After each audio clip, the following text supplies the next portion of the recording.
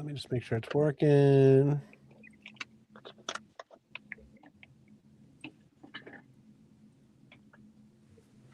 All right, we are live, guys. Hello, hello, hello. So we are back for another week of Goddess Bible Study. Thank you so much. I'm Edward Dodge. If you guys want to read the write-ups, anyone wants to read the write-ups, it's edwarddodge.substack.com. We've got Nathan and Joshua and Lisa and Rosalie in the house. Thank you all for showing up. Love you all. Looking forward to a fun discussion. This week, I don't know if anyone got a chance to read the material, but it's mostly archaeology this week. And we're going to go through some of the archaeological evidence for Asherah in the Old Testament. And what I've written up is totally like a pretty cursory review of the evidence. It's by no means like a deep dive into the evidence, and it's by no means comprehensive. It's just sort of hitting the most famous data points. And a little comment on the image here. We'll talk about this image some more, but I was pleased that I was able to get this through the YouTube and Chat GPT. For if you look closely, you'll see why it may run afoul. But I use this image every chance I get as a logo because I want to sneak in the old fun stuff. So anyway, we'll talk about that some more in a second. But yeah, this is all right. Well, let's just get into it. Any comments before I start? Okay. So, all right. So this week on Goddess Bible Study, we are back to our original purpose. We're back in the Bible. Well, we are in the Bible, but we're discussing the goddesses who appear in the Bible. So we're going to dig into some of the archaeological evidence for Asherah and the other goddesses of pagan Israel. So we continue the story during the period of the Judges in the 10th and 11th centuries BCE. In the depths of the Bronze Age collapse. It was a lawless and illiterate time period in Canaan, and the Bible makes it clear that the Israelites were worshiping Baal and the Ashtoreths, Baal being the Canaanite king of the gods, like Zeus or Marduk, while Ashtoreth is simply plural for goddesses, specifically for Asherah. So this is from the Bible. Then the Israelites did evil in the eyes of Yahweh and served the Baals. They forsook Yahweh, the God of their ancestors, who had brought them out of Egypt. They followed and worshipped various gods of the people around them. They aroused Yahweh's anger because they forsook him and served Baal and the Ashtoreths. So this is making it very clear, unambiguously clear, that the Israelites were pagans and they were worshiping the old gods and had not turned over to Yahweh yet. So we're going to talk about the archaeology. So thousands of goddess images and figurines have been unearthed by archaeologists all over Syria, Israel, and Palestine, in addition to the rich goddess traditions of Egypt. One of the earliest goddess figurines dates back to 4500 BCE, features a naked goddess seated on a stool, balancing a butter urn on top of her head. Excavations at the early Bronze Age city of Ai, one of the cities like Jericho that was supposedly destroyed by Joshua and the Israelites. The archaeologists uncovered a large post of charred wood, which scholars believe may be an Asherah, one of the sacred wooden poles that represent the goddess. But really, we'll get into the real evidence here. This is an image of Asherah from Syria, from Ugarit. We talked about Ugarit before. It was a city that was destroyed in the Bronze Age collapse and on the coast of Syria. And so this is a really beautiful image that was in ivory. And it's got all the, she's got the goats and she's got some plants and a crown. She's bare-breasted. It's a particularly nice image, carved image. It's got, the typical goddess of mistress of the animals themes going, and some of the other common symbolism. It's in the Louvre, to the Louvre Museum. So during the 300 years of Egyptian control of Canaan, there was a great deal of religious synchronization between Canaanite and Egyptian gods. And this seems to be the milieu in which the triple goddess of Asherah, Astarte, and Anat emerged. Images in the tradition of Asherah are found on plaques dating 1500 to 1200 BC. That's the 300 years I'm talking about. And feature a nude goddess with wide hips, large breasts, and a pubic triangle, often astride a lion, wearing an arrow quiver and holding a lotus flower and snakes. In some instances, she has many Egyptian symbols, the sun disk representing the eye of Ra, the cattle horns of Isis, and the bouffant hair of Hathor, goddess of love and beauty. In Egypt, Asherah, Astarte, and Anat were syncretized into a single lion-riding goddess named Kadesh, the Holy One. This trinity is mapped from the Egyptian triple goddess of Hathor, Bastet, and Sekhmet, which are older, known as the Eye of Ra. All of these goddesses were in turn absorbed into the super goddess Isis. In the Quran, this same formulation is seen as the daughters of Allah, Alat, Uzzah, and Manat, which is in the satanic verses. And then contemporary Hindus today call these same goddesses Shakti, and the triple goddesses Parvati, Durga, and Kali. It's the same formulation. We've talked about it before. So this is the same image I had before in the cover title. And this is from Egypt. This is Kadesh. This is also in the Louvre. And this is one of my favorite images. So this is an example of Egyptian and Canaanite. So it's a trinity. You got three gods here. You've got an Egyptian god on the left named Min, who's obviously a phallic virility fertility god. He's a famous fertility god. He's got this big erection there, no ambiguity. And he's actually quite common in Egypt on his own. And you see him in lots of temples, and he's a pretty well-known god on his own right. And then on the right, you've got Reshpesh, who's a Canaanite god, and he's a god of death. He's a god of plagues and pestilence, and he would like shoot arrows from the sky that would rain down plagues upon the people. He's quite also a very common god, very popular god in Canaan. People would pray to Reshpesh to shoot his arrows someplace else and hit the neighbors and not hit me, please. But in the middle is the most important one because we've got all the great symbols. So this is Kadesh, or also Asherah. She's got the Egyptian symbols on her head. She's got the hair of Hathor, which is a very important symbol. I think we talked about that another time, where it symbolizes her beauty, and the hair is a very specific symbol of her exceeding beauty. And then she's got the cattle horns of Isis and the sun disk of Ra, which is the Eye of Ra. And then in her right hand, she's holding lotus flowers. In her left hand, she's holding a snake. She's naked, and she's riding a lion. So it's pretty much all of the most important symbols right down the line here. It looks to me as like she's also got the face of Sekhmet, like the kind of lion face, lioness. Yeah, right. I could be. It's hard to see. I always notice that image is like kind of I just thought it was damaged, right? But maybe that is a lion face. I'm pretty sure. All right. Well, that would make sense. Yeah. And so this is exactly this blending of Egyptian and Canaanite is exactly what we see in the Bible. This is exactly what we see that the biblical narrative is working through, that they're in Canaan and they have Egyptian gods and yada, yada, yada. And then at the bottom, there's some more. These might be Anat. I'm not sure though. Anyway, this is also in the Louvre. It's called the Stele of Kadesh.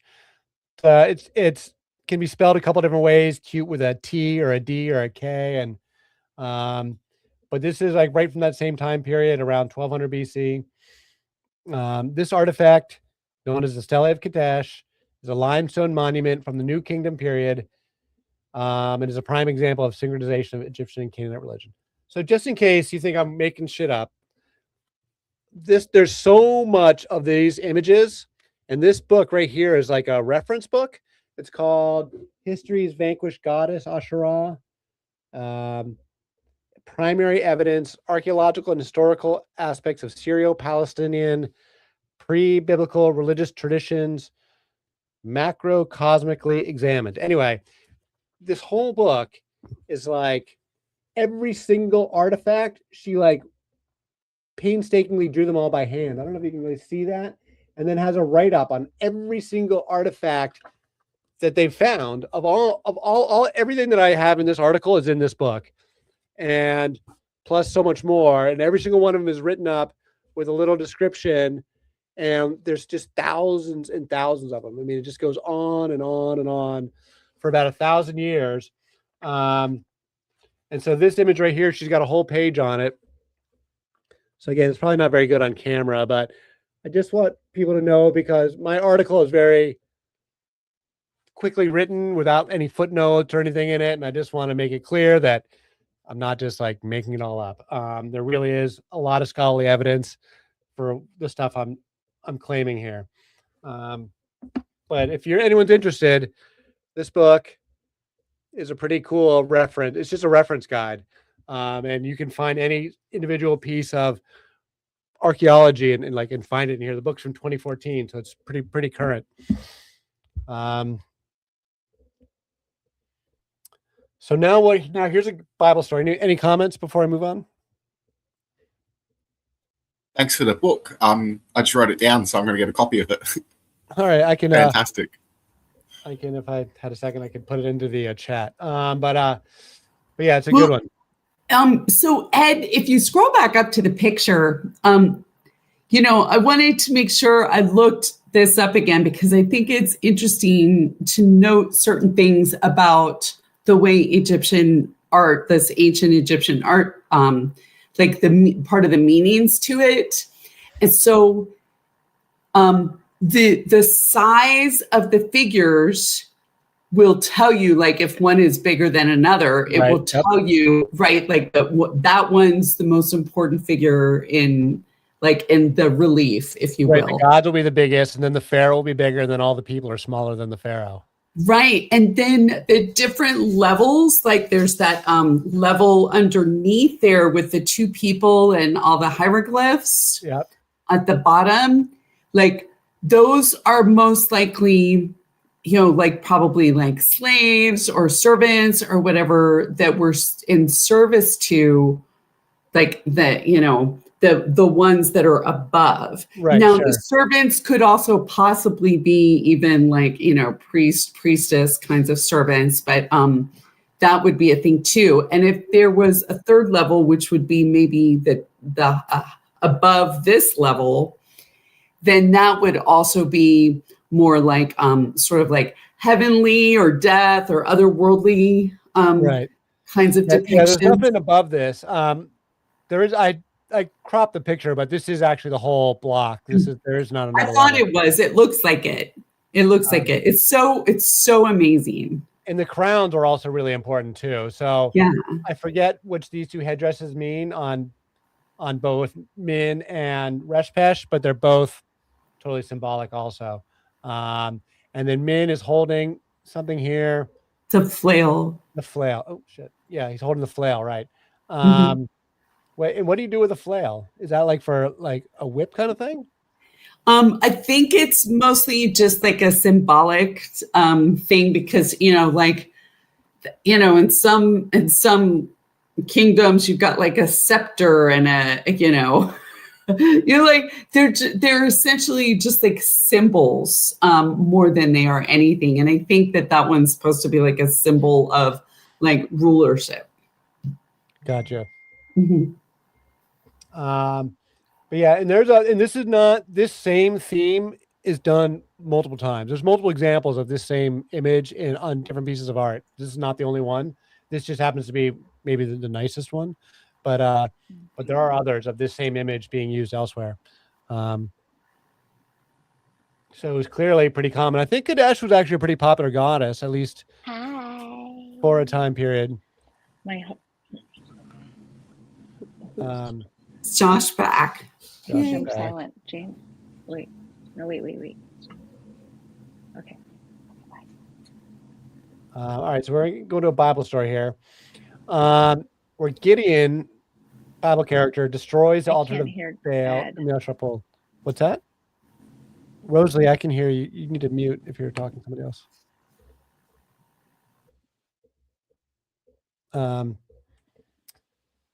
So in the Bible story, we see the beginning. You can't hear me? I can hear you. Hello? Hi, Rosalie. I can hear you, but you're not hearing us. Can everybody else hear me? All right. So in the book of Judges, Yahweh instructs Gideon to tear down the altar of Baal that his father had built and also the Asherah pole that stood beside it. So the fact that Gideon's father had built the altar and the Asherah pole demonstrates clearly that Baal and Asherah were native gods and not foreign gods, and that the early Hebrews were simply pagan Canaanites, and that the Israelites are a faction of Canaanites.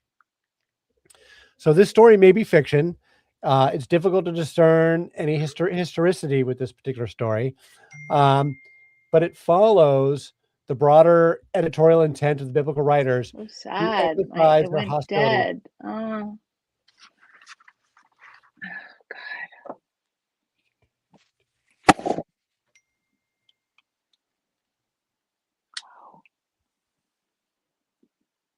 Okay.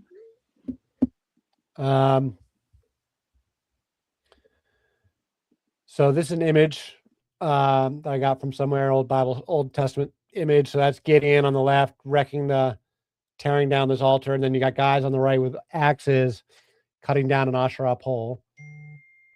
I'm sorry. So this is from the Bible here. So Gideon took 10 of his servants and did as Yahweh told him. But because he was afraid of his family and of the townspeople, he did it at night rather than in the daytime. In the morning, when the people of the town got up, there was Baal's altar demolished, with the Asherah pole beside it cut down, and the second bull sacrificed on the newly built altar. They asked each other, "Who did this?" And when they carefully investigated, they were told, "Gideon, son of Joash, did it." The people of the town demanded of Joash, "Bring out your son. He must die because he has broken down Baal's altar and cut down the Asherah pole beside it." But Joash replied to the hostile crowd around him, "Are you going to plead Baal's cause? Are you trying to save him? Whoever fights for him shall be put to death by morning. If Baal really is a god, he can defend himself when someone breaks down his altar." So because Gideon broke down Baal's altar, they gave him the name Jerubbaal that day, saying, "Let Baal contend with him." That's from Judges chapter 6, 27 to 32.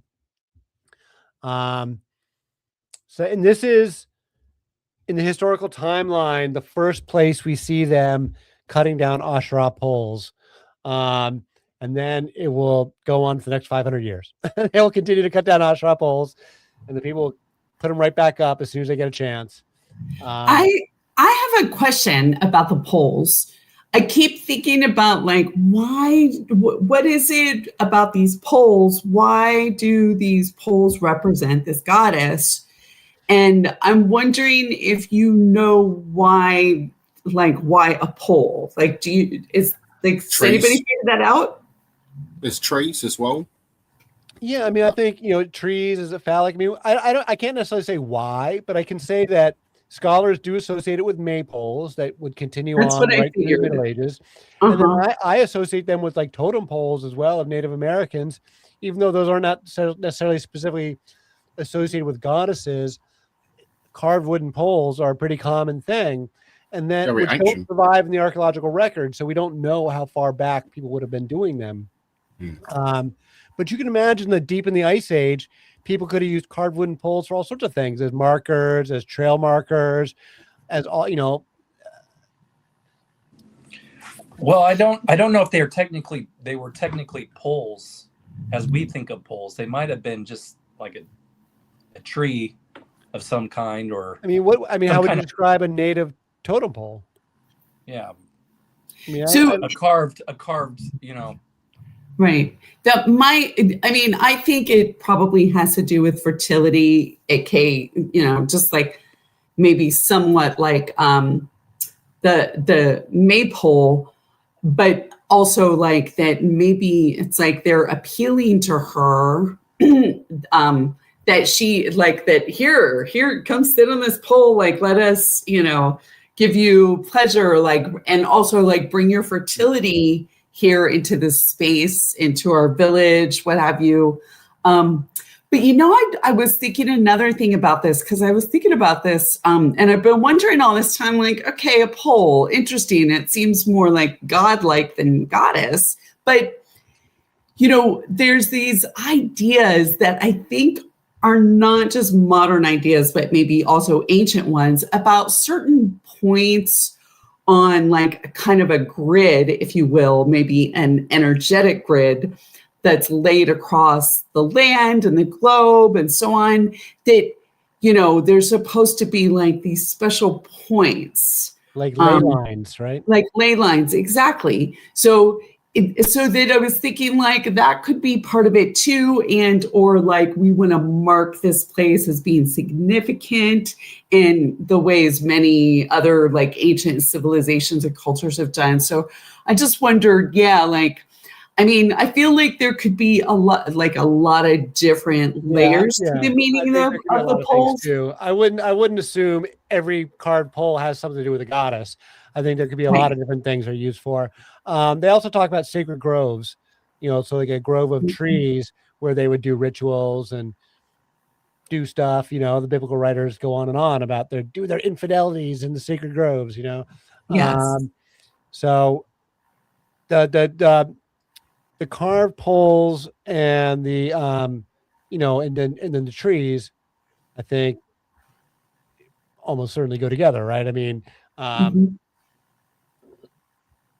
so I think it's a way of, I think marking sacred spaces. I mean, I just think it's like a really common symbol. So there's a whole host of purposes. I got to imagine. And also the carve on it, right? Unification of earth and heaven with this sort of like vertical energetics. Like trees are thought to be like that as well. Something that unites the earth with the heaven, and as above, so below. Yeah, I think. I mean. Yeah, I all that and more, right? I didn't really compare, right. Those are my theories. I agree with all of that, and it's like also I mentioned, Edward, regarding to mentioning that these are local gods, which all scholarship, pretty much modern scholarship agrees on. We have historical evidence proving that. Also, the Bible story goes into how Gideon, how we pronounce the name, destroys the Asherah pole and the Baal idol. He does it in the middle of the night because he's scared of his local community. So it's also shown as a local community god and goddess. And I think it's also a challenging of the Baal and Asherah traditions of being them two marrying. That's my little take of that. That's why them two are together, because we have Yahweh and Asherah, El and Asherah, and then there's Baal and Asherah. So yeah, I mean, I'm firmly convinced that the Yahweh cult is a revolutionary cult, and that they are coming with new ideas and they want to overthrow the old ideas. The first thing they got to do is overthrow Baal so that Yahweh can become the new king of the gods. And then they're trying to bring the goddesses, kind of bring them to heel, right? They're trying to tame these women, breaking the spirit of a wild horse and get them to take the saddle and the bridle.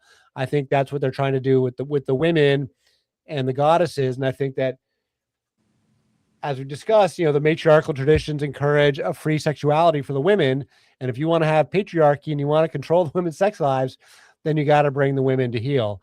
And I think that's the cultural fight we're seeing playing out over 500 years, is this effort to bring the women under the control of patriarchy, and that this is the last vestiges of the old matriarchies that we're witnessing here. That's my whole that's totally central to my thesis of what's happening. And so the question is, so if Gideon's at 1100 BC or 1050 BC, pre-kingship, the question is, does the revolution go back that early in the time frame? Or where does the revolution begin? I'm firmly convinced that once kingship kicks in a little bit later, that the revolution certainly follows kingship, but it may have started before then. I mean, they may have had the idea for Yahweh alone back in Egypt. So it's totally debatable when the idea of Yahweh alone began. And then it took a long time to convince the entire community to go Yahweh alone. But so I think it's up for grabs when did they come up with this idea of Yahweh alone? So 1100 BC, maybe. It's a definite maybe for me. By 900 BC, we know for certain, at least in my argument, that the revolution has begun, because I think the later bits are on firmer ground historically once we get into kingship. But this whole period of the judges, these stories are written later, so we just have no idea.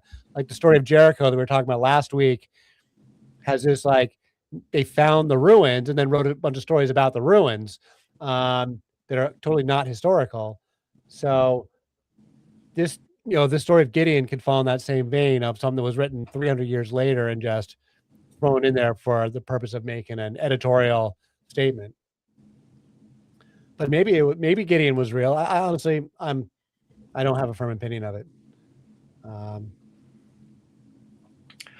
Ed, I did just a little search here. It says that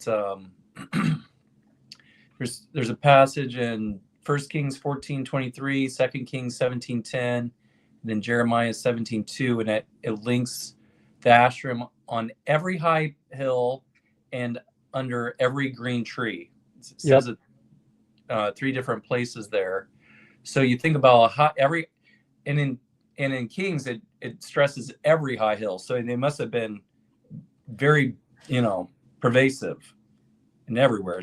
It's kind of surprising we haven't dug one up yet. Well, they call them high places, and no, they have dug up high places, which are like a stone, like a patio, with no roof, that they would build, and that they would use those as worship spaces and like public gathering spaces. And they talk about the high places quite a bit, and it's one of the things that the Yahwists tear down. They wreck the high places, and archaeologists have found high places. They're like, they're nothing fancy. It might be a 20-foot square stone patio, slightly raised up on top of a hill somewhere, but they definitely found them.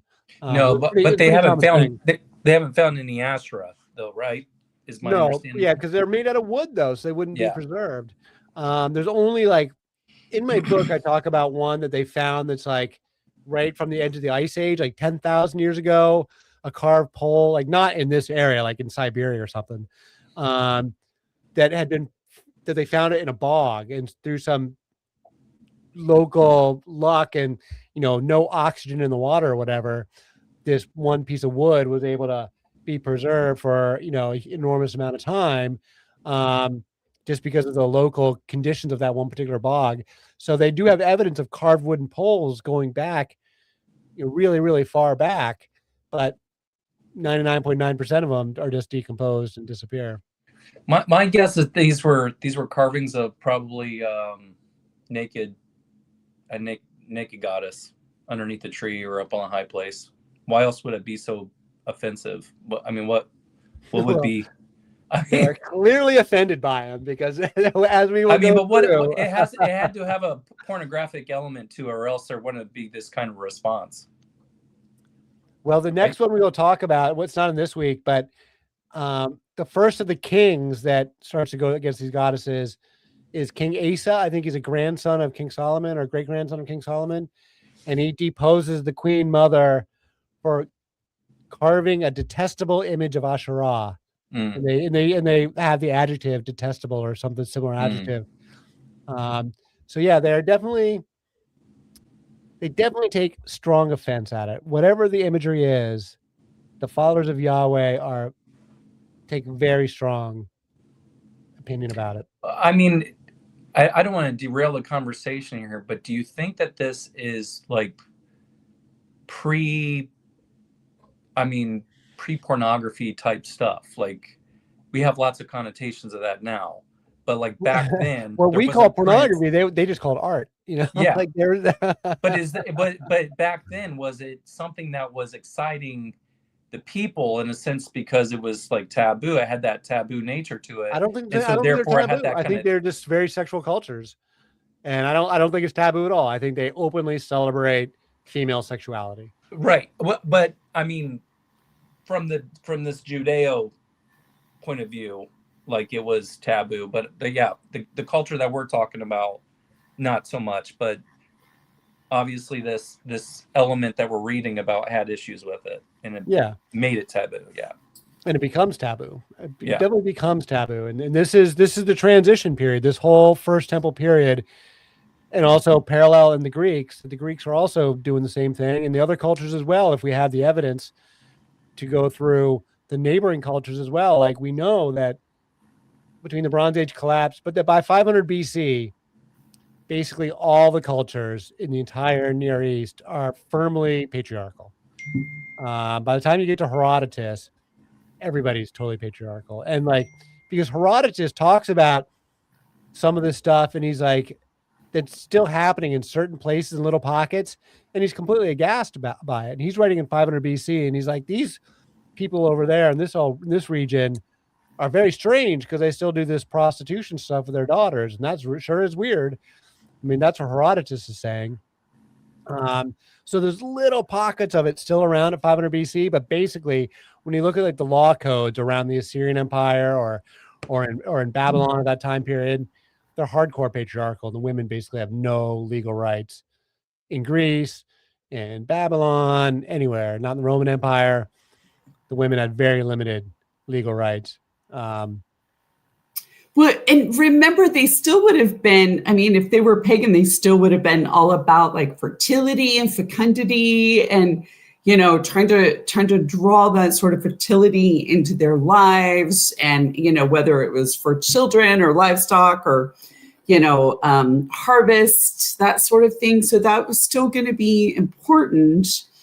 And that there was still going to be the, you know, the healing presence of the different, you know, Kadesha or the, you know, the temple priestesses who were doing the healing work often through acts of sex. Yeah, no, it absolutely still existed up until the Christians came along and shut down the temples with violence in like 480. It's just that it's like it goes from matriarchal to patriarchal. Well, they still have the nature stuff, but it's the men are in the position of authority over all of it. But it was still common and popular. Like the Eleusinian mysteries around Demeter and Persephone was the most popular religion in ancient Greece, and by far the most at 500 BC. So, yeah, the traditions have not gone completely away. They're just they're being brought under control. It's not to the Christian and Muslim eras that they totally get shut down, but they're brought to heel and then they get shut down later on. So some of the idols we found too, some were placed up on high as well. Sorry, Edward. Yeah, we're going to talk about some. Here's some right there. So goddesses representing nature with the heart of the popular culture. Molds have been discovered for the mass production of small clay goddess figurines in Israel and in Judah. These figurines were quite popular, and they're found in many homes and reflect a continuity of goddess worship going back to the Ice Age. So you can trace a continuity in the figurines going back to the Venus of Willendorf 40,000 years earlier. People never stopped making these little figurines. The styles change, but there's a continuity of them being produced until you get to the Christian era. So a later specific type of figurine emerged after the fall of Samaria in the 7th and 8th centuries BCE. These later Judean figurines are called pillar base because they only depict the upper half of the body and not the legs. These figurines are nude with prominent breasts. One type has simple finger-pinched faces, while others have molded faces. They're not sexualized images and may represent a nursing mother. Scholars believe they represent household gods and that they are not toys. They seem to be like the kind of thing you would put on your altar at home. And these are specifically a style that's found in Judah, not in Israel, not in Judah, not anywhere else. It's very specific to the nation of Judah. This is a very specific art style that was unique to First Temple Israel or First Temple Judah specifically. So that's kind of neat. You know what I also was thinking when I saw them is that, especially the ones that are the more simplistic ones on the left, that's the kind of thing where, like, if you needed to have a figurine for your altar or, you know, your house deity or, you know, whatever, then people could have made those, right? Like that it would not have been difficult for people to put, you know, to make those up at home. A child could make these, right? I was going to say, or like, you know, kids play with them or things like that. Yeah. And then the ones on the right clearly have some kind of mold for the face in the little hair, right? But yeah, these are pretty rudimentary kind of stuff. Nothing fancy. And they find them in trash heaps too. So that's why you know they're like super common. And they found a lot of broken ones. So I mean, like I think I said, yeah, all told, 3,000 of these figurines have been found in Israel, Palestine. Wow. Generally found in homes and debris piles, but not in graves. All right. So Yahweh and his Asherah.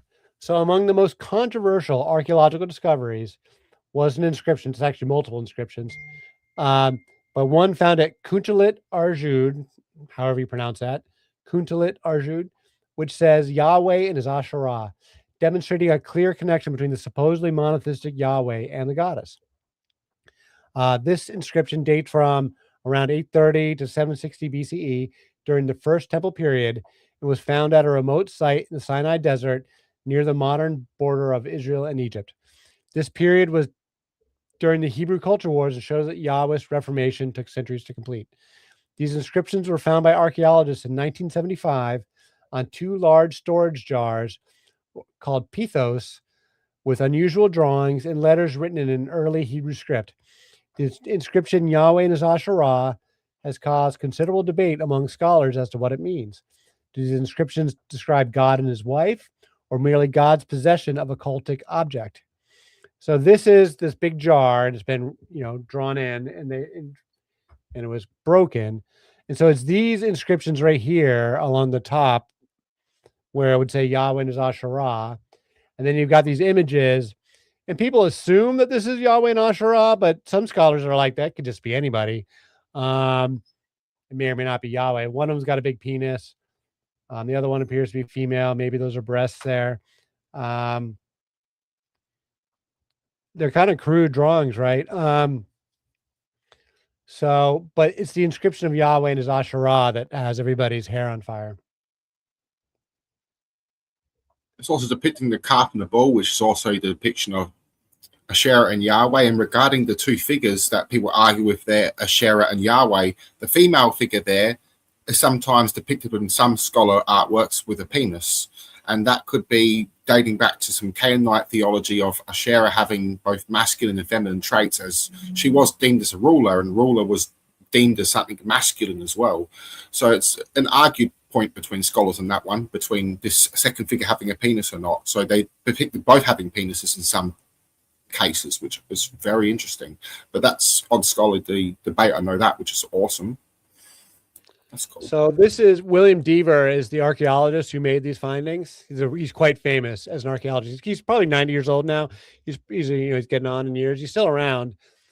He's really one of my favorite archaeologists. He's a really pretty even-keeled guy. He's not an atheist, so he doesn't he's not disrespectful of any traditions. And this is a terrific book that talks all about his findings and everything he did in Israel. He's one of the most prominent archaeologists in the region. And then if anyone's interested, Raphael Patai wrote this book, The Hebrew Goddess. This book came out in the 60s, before any of this archaeology. And this guy is super cool, Raphael Patai. I highly recommend this book. He is a really prominent Hebrew scholar from the 20th century, long dead now.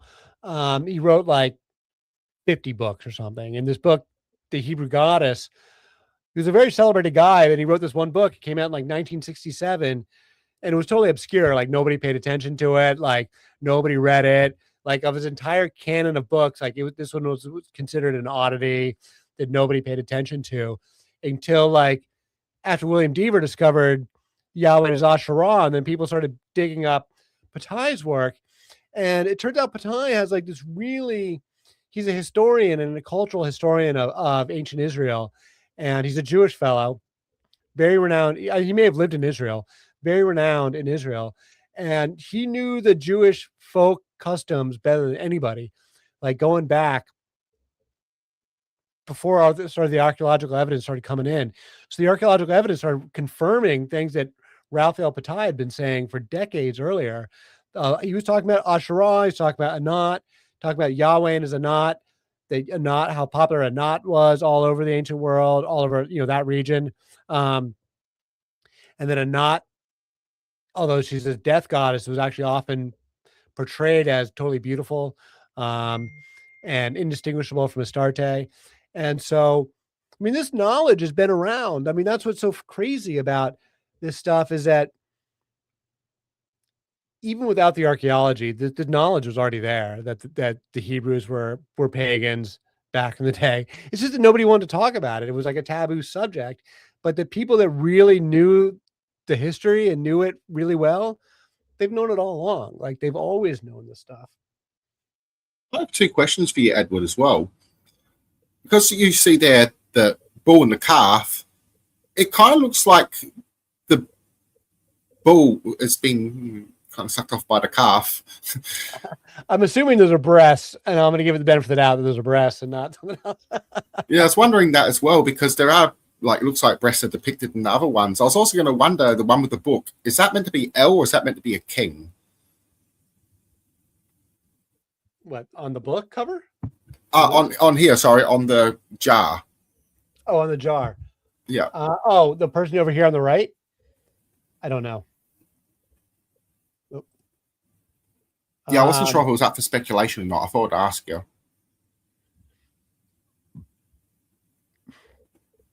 A lot of ink has been spilled on this jar, and there's a lot of commentary about it, which I've not done a deep dive into. But people have written entire like PhD theses on just this image.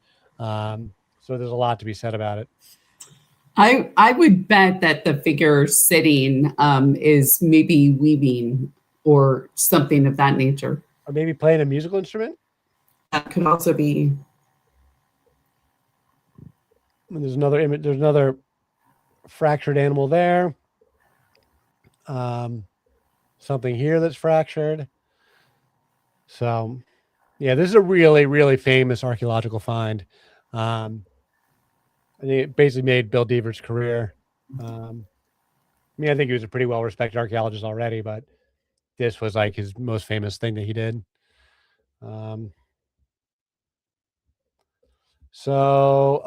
Conservative scholars and theologians loathe the idea that God could have had a wife, but these inscriptions are among the most unequivocal evidence that early Hebrews were in fact pagan and worshiped the full Canaanite pantheon. The evidence and the scriptures show the emergence of monotheism played out over centuries of social conflict. So there's more inscriptions. Another 8th century BCE Hebrew inscription from a tomb at Kirbet El Kom near Hebron contains a blessing invoking Yahweh and his Asherah. I think it's just words on a wall, so there's not like a thing in a museum. Providing additional epigraphic evidence of the goddess tradition, so there's no picture of that. Even more intriguing, and this is the last bit we'll talk about, is there was an iconoclastic group of Hebrews at Elephantine Island in Egypt that continued the polytheistic Hebrew practices and worshipped Yahweh Anat, with Anat instead of Asherah, until the 5th century BCE, so in the 400s, well after the Second Temple was built. They found there's a huge archaeological find there, and they found many scraps of documents containing signatures dedicated to Yahweh Anat, and they were writing letters to the Jerusalem temple signed with Yahweh and Anat. So like they were writing letters back and forth to Jerusalem in the Second Temple period with the polytheism still going strong. So Jews in the Second Temple were still arguing about polytheism until the Maccabean revolt in 167 BCE. It was only under the Maccabees and the Hasmonean kingdom that the Jews became truly monotheistic in the manner that we are familiar with today. Like it's 1,000 years after Moses that they actually became monotheistic Jews. For 1,000 years, they were fighting over should we be polytheistic or not. And when you recognize that the heart of the debate is, are you going to have the mother or not? And people didn't want to get rid of the mother. Like they wanted to keep the mother around. They wanted to keep the nature-based traditions. They wanted to keep the fertility-based traditions. It was a very hard sell to get rid of them. And so people wanted to keep them around. So this is just a sampling of archaeological evidence that reviews some of the most famous and important items, but is by no means a complete review of all the evidence, as I was mentioning before. There's thousands of images of goddesses found in Israel and Judah, and there's simply no ambiguity at all to the argument that the first temple Israelites were completely pagan. So a little bit of bonus that I should have done last week. This is talking about tribal matriarchal families and that the men go and live with the women's families. We talked about this in the past other times. So there's a couple just quick details from this time period. So Samson, who's a very famous character, he brings down the walls. He's married to a Canaanite woman. He goes and lives with his wife's family, who are Philistines, in Judges 15:1. This is a wife before Delilah. Delilah being the famous character that he was married to, who cuts off his hair. And then Gideon, who we talked about earlier, he has a Canaanite wife also, and he lives in Shechem, the town of Shechem, and they have a son named Abimelech who leads his mother's tribe in a revolt against Gideon's family. So their son Abimelech is a bad guy by the biblical writers. But anyway, that's all the material I've got for tonight. Next week, we'll be talking about the kings. We'll talk about King Saul and King David, and that will set the stage for King Solomon. And we will stick on King Solomon for a few weeks. But next week, we'll talk about King Saul and King David. So anyway, open the discussion now to whatever you guys want to talk about. I think it's interesting that they were just so polytheistic for so long, because the way we get taught this stuff is that they are monotheistic firmly from the time of Moses.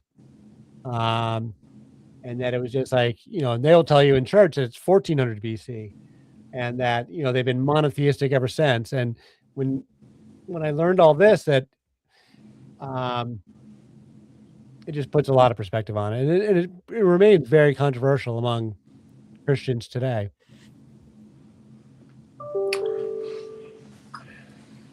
Not so controversial among Jews, though, which is interesting. Jews culturally are a lot more atheistic than Christians are.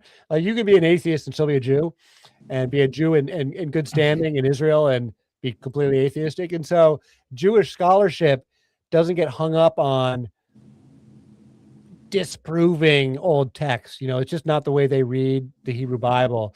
It just doesn't bother them culturally too much that they were pagans in the first temple. It's just not an offense to talk about this with, as long as you don't take the argument too far, but it's just not an offensive conversation to modern day Jewish scholars the way it is with Christian scholars who get really, really up in arms about it. Isn't it like that with Hinduism as well?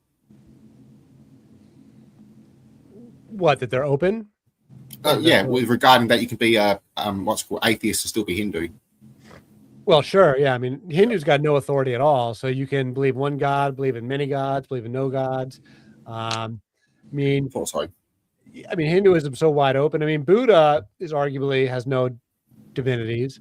Is arguably, some might say that Buddhism is a spiritual atheism, like a spirituality without any gods. And that comes out of Hinduism. So you can believe whatever you want in Hinduism, which is why I like the Hindus. I don't go for the exclusivity and authority of Christianity. It's why I left the church in the first place. Same thing with Gnosticism as well. You can be an atheist Gnostic as well.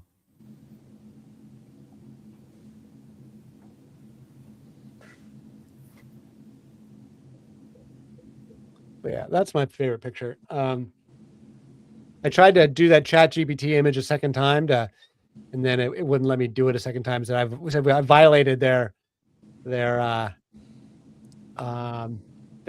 community standards. Like, I got this one image. It made the one image, but the title text is all not centered. So I said, "Oh, please correct it to fix the centering of the title." And it said, "Oh, you violated the community standards now." Huh.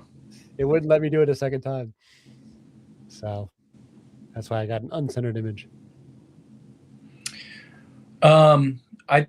One comment. I know that the root of the word ash or Asher means to rise. I remember reading in one, I can't remember where this was, but because there's an Asher in the Old Testament, and it's the idea of something rising, and you think of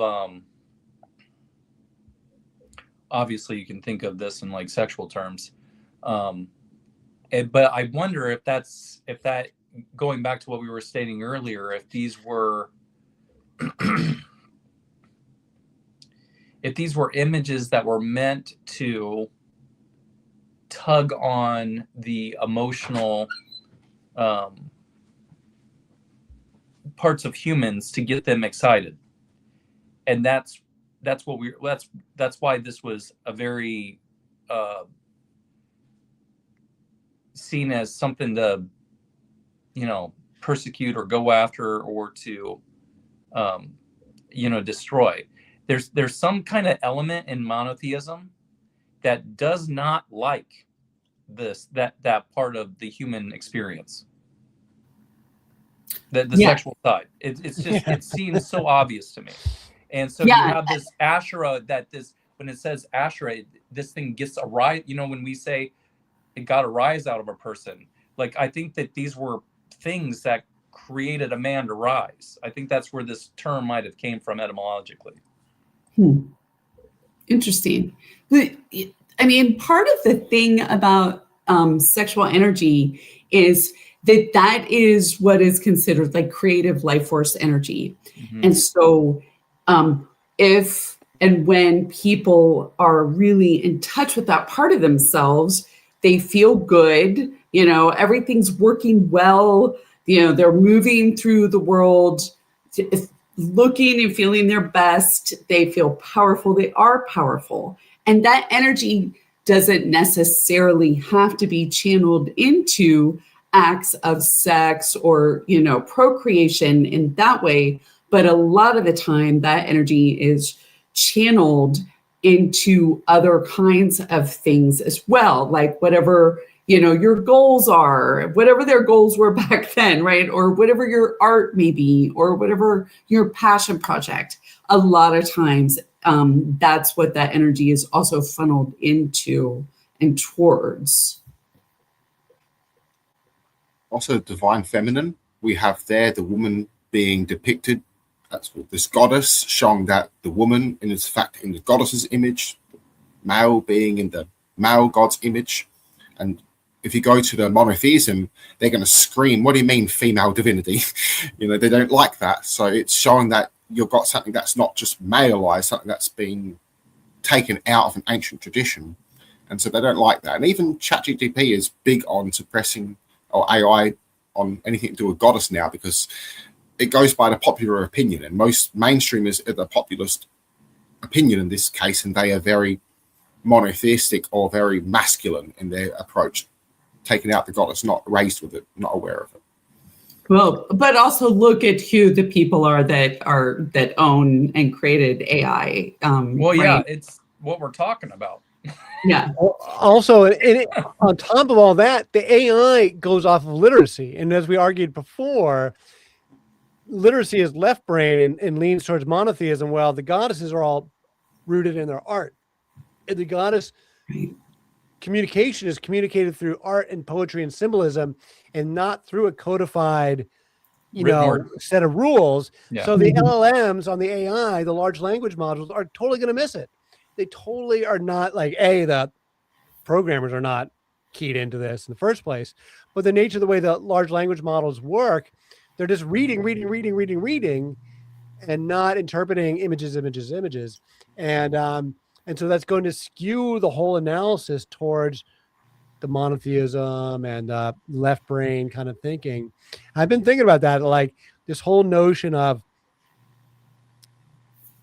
communication through literacy versus other forms of communication, how left brain versus right brain thing, which is why I enjoy talking about this stuff and not writing about it, because I feel like it's a very different intellectual exercise to simply talk about it than to write about it.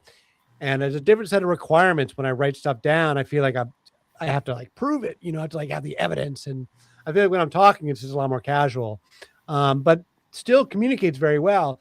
And in the old days, like the great philosophers, Socrates famously didn't write anything down and was like opposed to things being written down. He said that like, we should just have these discussions verbally, and that was a better way to get to the truth. So I feel like large language models are a very impressive piece of technology, but they're definitely not getting everything that's out there, for sure. Yeah.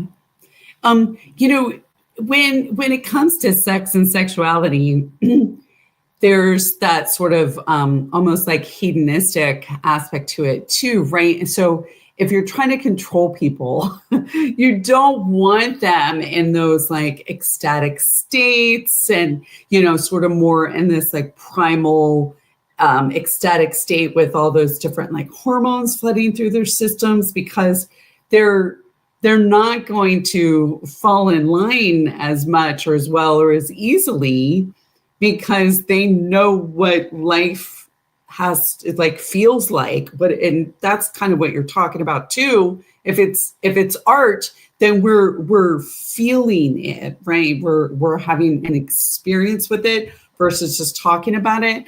And that would be part of it too, I think, Joshua. And then if you want to get even more specific, and maybe I won't go real graphic, but when it comes to a woman's body and, the vulva and everything, like so much of that tissue and how it's constructed is really miraculous. And there's no other thing, no other reason that they can find for the way it's structured other than for pleasure. Yeah. With the thousands and thousands of nerve endings. And so the clitoris is the only organ that's built only for pleasure. Like it doesn't exist except for pleasure. And what does another great monotheistic religion do? Cuts that thing off. Yes. Female genital mutilation. Yeah. Yeah. I mean, yeah. I feel like it's just such a radical thing to say out loud, but the monotheistic philosophy is very anti-human. Yes. Unfortunately, yeah. And that still goes on today. Very controlling. Yes. I mean, our verbal discussions, it always kind of leads us back here. When you're allowed to question this, you can kind of see it for exactly what it is. I mean, absolutely. It's a denial. It somehow collapses into a one God thing. That one God seems to lean in the masculine, and then how do you deal with that? Well, then you have to circumcise and blunt that sensitivity. You know what I'm saying? And curb it, and make that to be like a sacramental initiation into this life of a blunted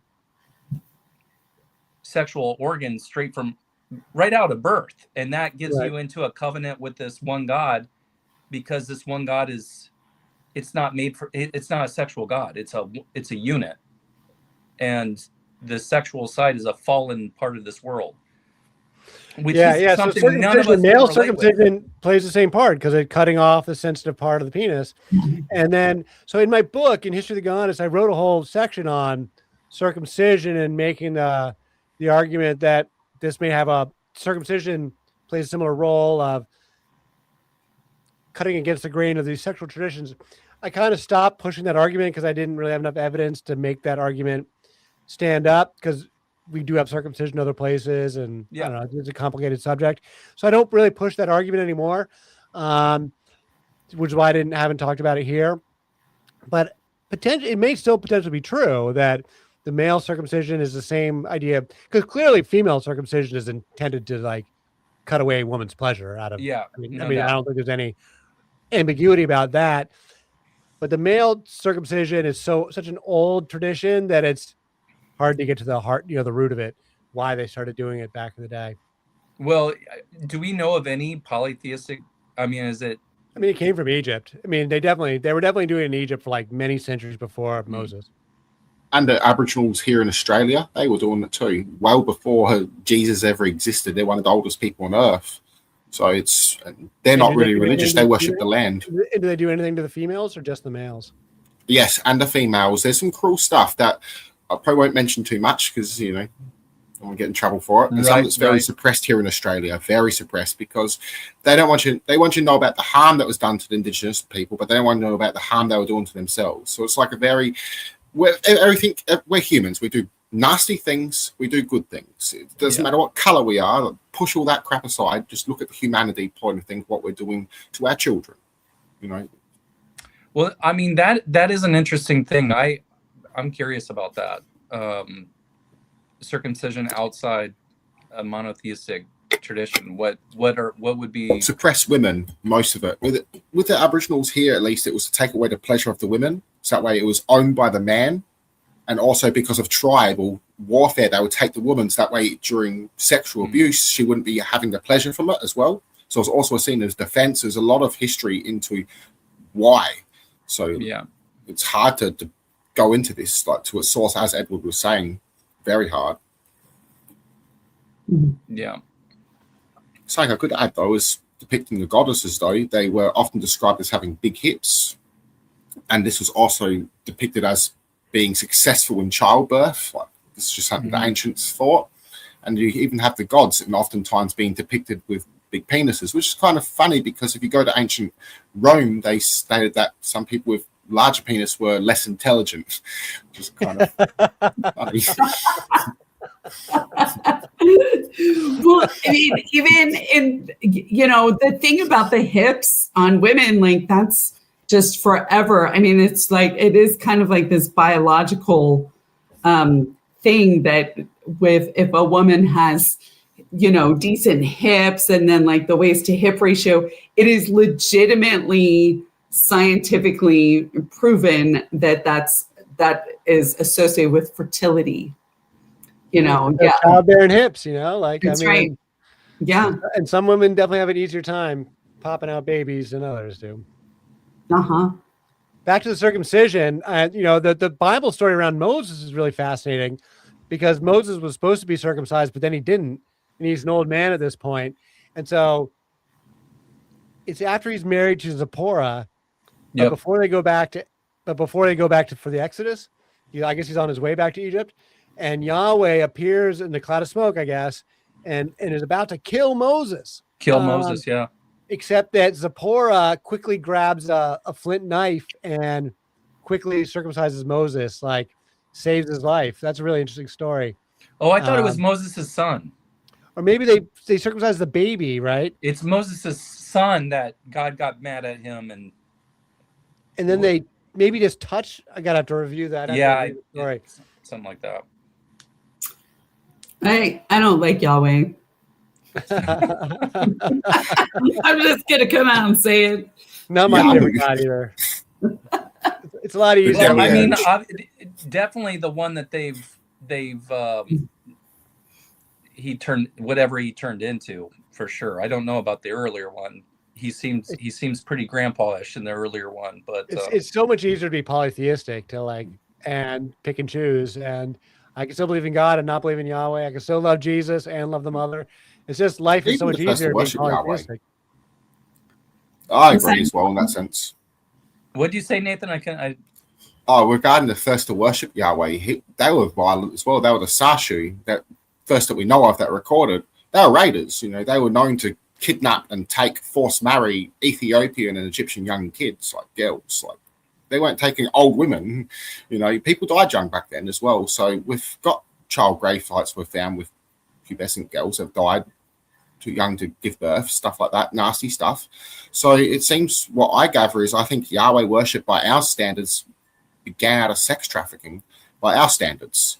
So the first to worship him were doing that stuff. They were known as slavers, tent-dwelling nomads. Some even had ships raiding out the Euphrates River, which is very interesting, because Muslim pirates used that river to go out raiding as well, taking women.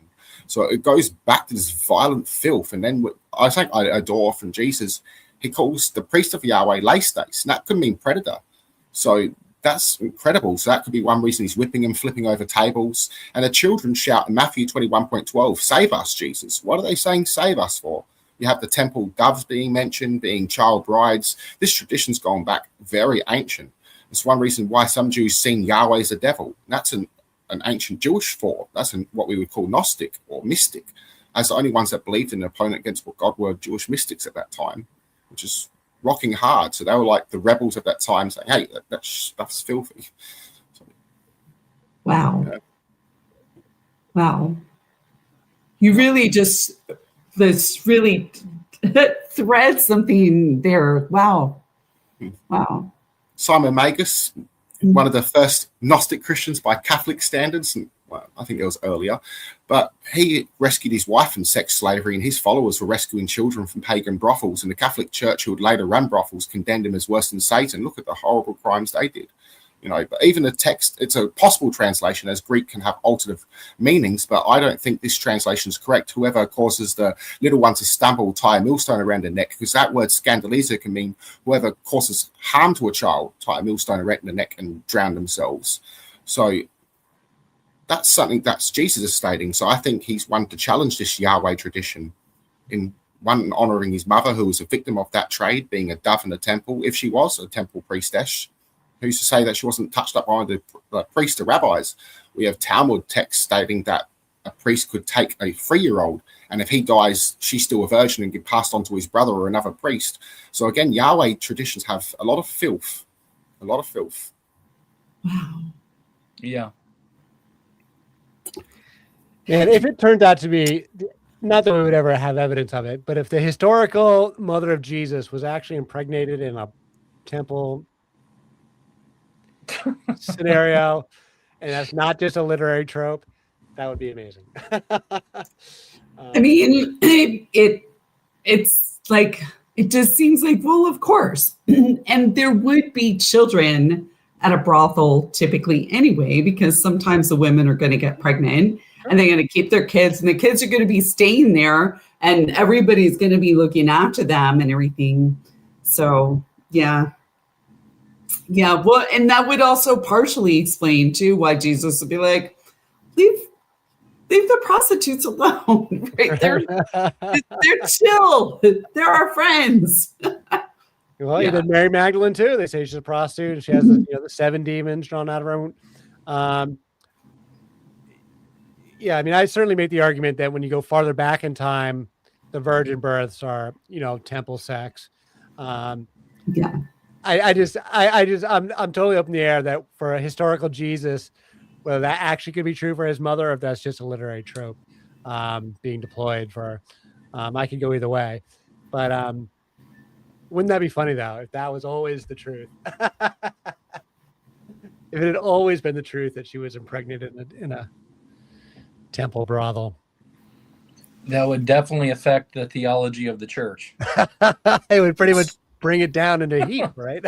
Yeah. I think it would still make a beautiful story too, even if it wasn't by choice, because it shows that someone born out of darkness chose something beautiful to do, which is pretty cool. Most people don't argue that if whether or not he was a good person. You might argue on his teachings. It's like with Buddha, it's hard to argue whether or not that person was a good person. We know Buddha was a good person, It's just that people that follow people sometimes twist the story and might do crappy things. We're humans. We do crappy things. Yes, and nobody is perfect. Well, when we get to the prophet Hosea and his wife Gomer, who keeps getting pregnant by other men, I'm completely convinced that that's what's happening in that particular story, where she is presumably a Kadesha, and she's getting pregnated. I mean, the Bible story presents it as she's just like this woman of infidelity and of no morality, but when you put it in the historical context, she's almost certainly a Kadesha, and that is perfectly normal for her to be doing what she's doing. And she's married to a prophet, so she's probably a priestess, and then her husband gets mad at her and says, "You're going to stop doing this." But we never hear from her. We'll do a whole session on Hosea and Gomer, but Gomer never speaks in that whole book. She never has a voice. We never hear from her, and we don't hear what happens to her. He says, "You're going to stop doing this stuff," and then that's the end of the story. We don't hear from her. We don't hear what she says. We don't hear if she says "piss off" and leaves, because it doesn't say that she sticks around or anything. It just, the story ends. Is there anything in like Midrash or anything like that speaks to that? Good question. We should look that up. We'll have to look that one up. What happened to Gomer?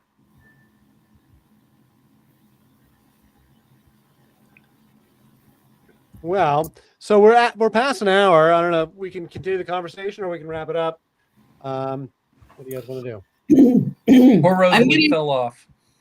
Yeah, I'm going to take a couple of pictures of some art I have and send it to you guys in the group chat so you can see art that is pertinent to the conversation and the art that we've been looking at.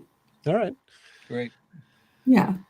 Well, very good. Thank you guys so much. Another fun session. I love you all, and thanks for showing up. And we're going to be out for a couple weeks. I'm going to Peru, so we'll be back in a few weeks, and I'll hit you up then. All right. We'll miss seeing you guys, but I'm so glad that we can stay connected on the chat. And Ed, have a great trip. Thank you. Yeah. So, yeah. edwarddodge.substack.com for anyone that's still listening. You can get on our chat and talk to us offline. Thank you so much, everybody. Talk to y'all later. All right. Thank Take care, you. everybody.